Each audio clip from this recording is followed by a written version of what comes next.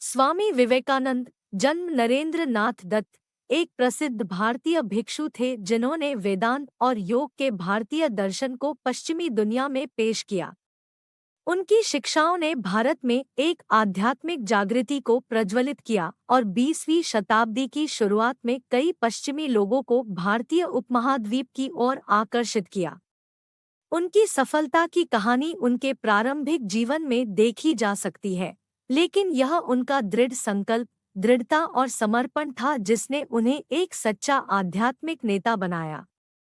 1863 में कोलकाता, पूर्व में कलकत्ता में एक समृद्ध बंगाली परिवार में जन्मे स्वामीजी कम उम्र से ही जिज्ञासु मन वाले अकादमिक रूप से मेधावी छात्र थे।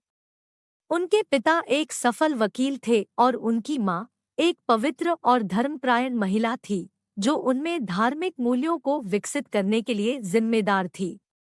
वह हमेशा आध्यात्मिक मामलों में रुचि रखते थे और ज्ञान के लिए उनकी खोज ने उन्हें 19वीं सदी के बंगाल के एक रहस्यवादी और संत श्री रामकृष्ण परमहंस से मिलने के लिए प्रेरित किया। ऐसा कहा जाता है कि स्वामीजी श्री रामकृष्ण की शिक्षाओं से गहराई से प्रभावित हुए और उनके उत्साही अनुयायी बन गए। उन्होंने कई साल उनके संरक्षण में बिताए, विभिन्न आध्यात्मिक प्रथाओं को सीखा और वेदांत दर्शन के सार को आत्मसात किया।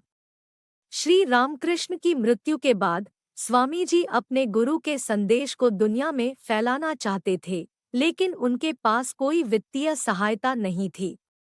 1893 में उन्होंने शिकागो में धर्म संसद में भाग लिया, जहां उन्होंने व्यापक ध्यान आकर्षित करते हुए धार्मिक सद्भाव के महत्व पर भाषण दिया। उनका भाषण इतना प्रेरक था कि उन्हें आधुनिक भारत के आध्यात्मिक नेता के रूप में तुरंत पहचान मिली। आध्यात्मिक प्रथाओं और सामाजिक कल्याण गतिविधियों के प्रचार के उद्देश्य से स्वामीजी ने 1897 में रामकृष्ण मिशन की स्थापना की। स्वामी जी का जीवन संघर्षों से भरा रहा, लेकिन उन्होंने अपने आदर्शों से कभी हार नहीं मानी।